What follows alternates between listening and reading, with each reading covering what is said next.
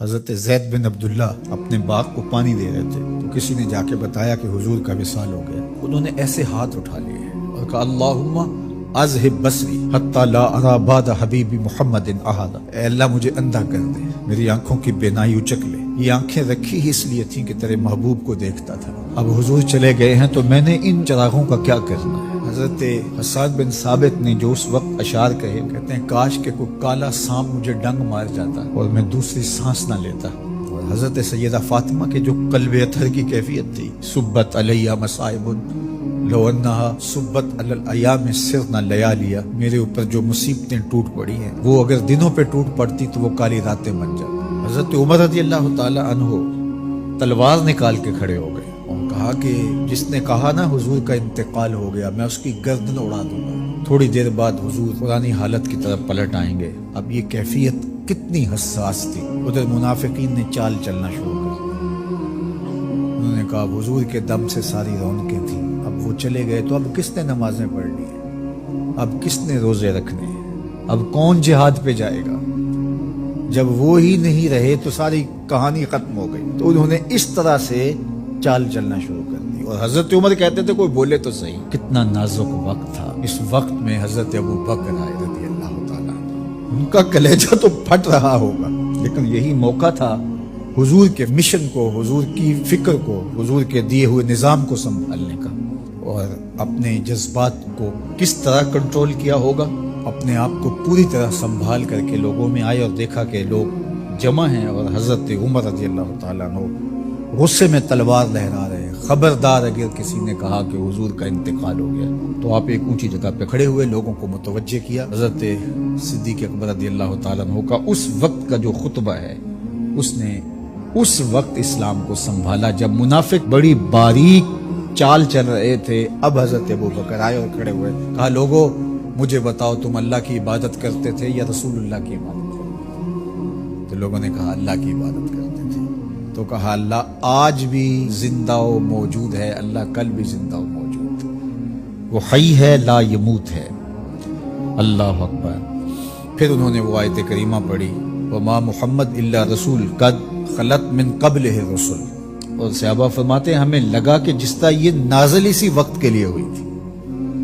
اور پھر لوگ سنبھلے اور پھر حضرت سیدنا صدیق اکبر رضی اللہ تعالی عنہ نے اس مشکل وقت دین کو سنبھالا اور پھر حضور علیہ الصلوۃ والسلام کے مشن کے لیے کھڑے ہوئے۔ لشکر اسامہ بن زید بن حارثہ رضی اللہ تعالیٰ عنہ کو روانہ کیا جا چکا تھا، حضور نے خود روانہ کیا تھا۔ ابھی جرف کے مقام پر ہی یہ لشکر پہنچا تھا، مدینہ المنورہ سے تھوڑا باہر نکلا تھا کہ حضور کے وصال کی خبر آئی تو یہ واپس آ گئے۔ تو بعض صحابہ نے کہا کہ اب مدینہ المنورہ کے حالات وہ نہیں رہے، اطراف کے اندر قبائل سر اٹھا سکتے ہیں جو دبے ہوئے تھے۔ اب حضور کے وصال کی خبر پھیل گئی ہے تو کوئی مدینہ المنورہ پر حملہ نہ کر دے، اور بہترین جنگجو اس لشکر میں شامل ہیں، تو اگر حملہ ہو گیا تو پیچھے سے دفاع نہیں ہو پائے گا، تو لہٰذا اس لشکر کو حکمت یہ ہے کہ روک لیا جائے۔ حضرت صدیق اکبر رضی اللہ تعالیٰ عنہ نے کہا کہ نہیں، یہ حضور کا روانہ کردہ ہے، جا کے رہے۔ بلکہ آپ نے تاریخی جملہ کہا کہ اگر مجھے یقین ہو کہ جنگلوں سے جانور آ کے ہمارے جسم کی بوٹیاں بھی نوچ کے کھا جائیں گے، یہ لشکر پھر بھی روانہ ہو۔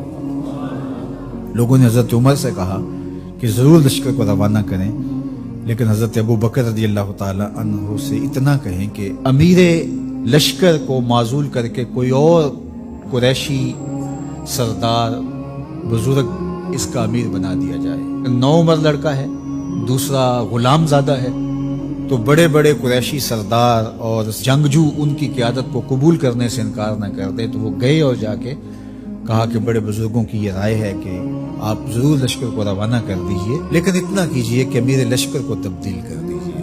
حضرت صدیق اکبر کے چہرے پر جلال آ گیا اور آپ نے جو جملے کہے وہ اتنے سخت تھے، ثقلت امک یبن خطاب، اے خطاب کے بیٹے تیری ماں تجھ کو روئے۔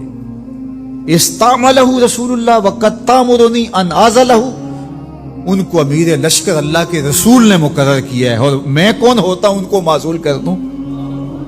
کہا لشکر جائے گا، اسامہ بن زید کی قیادت میں جائے گا، جس نے جانا ہے جائے، جس نے نہیں جانا میں کوئی پرواہ نہیں ہے، چونکہ ان کو امیر لشکر اللہ کے رسول نے مقرر کیا۔ اللہ اکبر۔ پھر جب لشکر اسامہ کو روانہ کیا حضرت صدیق اکبر نے تو حضرت اسامہ کے گھوڑے کی باغ اپنے ہاتھوں سے پکڑی اور اسامہ کو اوپر سوار کیا رضی اللہ تعالیٰ عنہ، اور نیچے ساتھ پیدل چلے، اللہ اکبر، اور ساتھ یہ کہتے جاتے تھے اسامہ تو وہ ہے جس کو میرے رسول نے مقرر کیا ہے۔ اور پھر یہ لشکر کامیاب اور بامراد ہو کے لوٹا تو یہ سیدنا صدیق اکبر رضی اللہ تعالیٰ عنہ کا حضور علیہ السلام کے فیصلوں کو منوان قبول کرنے کا جذبہ تھا، جس انداز سے انہوں نے حضور علیہ السلام کی فکر پہ پہرا دیا، حضور کی تعلیمات کو اجاگر کیا اور حضور کے فرمان کو حرف آخر سمجھا، اور اس کے بعد انہوں نے اپنی رائے کو وہاں فنا کر دیا۔ صلح حدیبیہ کا موقع آیا تو 1400 اصحاب تھے، قریش نے کہا ہم عمرہ نہیں کرنے دیں گے، تو وہاں سے ایک معاہدے کے ذریعے واپس آنا ہوا۔ تو حضرت عمر نے کہا ابو بکر ہم دب کے صلح کیوں کریں، صلح کی شرائط تو برابر کی ہونی چاہیے۔ تو حضرت ابو بکر صدیق کا صرف ایک لفظ دیکھیے، انہوں نے کہا عمر کیا یہ صلح نامہ حضور نے قبول کیا ہے؟ کہا کیا ہے، کہا ہوا رسول اللہ، کہا وہ اللہ کے رسول ہے۔ اللہ اکبر، کثرت صوم و صلات کی وجہ سے افضل نہیں ہے، بلکہ حضور کے لیے اطاعت و انقیاد، فرما برداری، اور حضور علیہ السلام کے لیے بس اپنے آپ کو قربان کر دینے کا وہ جذبہ، وہ آپ یہاں دیکھتے ہیں تو بدرجہ کمال آپ کو نظر آتا ہے۔ فرمایا کہ میں اللہ کے علاوہ اگر کسی کو خلیل بناتا تو وہ ابو بکر کو بناتا، لیکن میرا خلیل اللہ ہے۔ اللہ اکبر، امن الناس بر مولائے ما، کلیم اول سینائے ما، ہستیو کشت ملت راچو ابر، ثانیے اسنین و غار و بدر و قبر۔ دیکھیے کہاں کہاں حضور کی قربت، یہ شک ہووی تے چل مدینے، جے شک ہووی تے آ تک لے جوڑ مزاراں دا بن یار نبی دیاں یار۔